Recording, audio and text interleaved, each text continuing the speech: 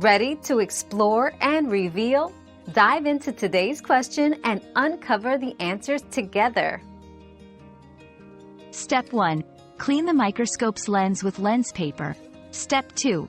Connect the microscope to a power source if needed and turn it on.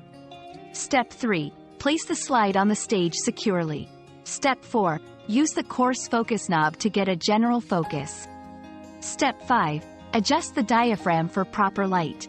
Step 6. Utilize the fine focus knob for precise focusing. Step 7. Start with the lowest power objective lens, then switch to higher powers. Step 8. Center the object you're viewing each time you switch objectives. Step 9. Adjust lighting and focus as necessary when switching objectives. Step 10. Turn off the microscope, remove the slide, and clean the equipment.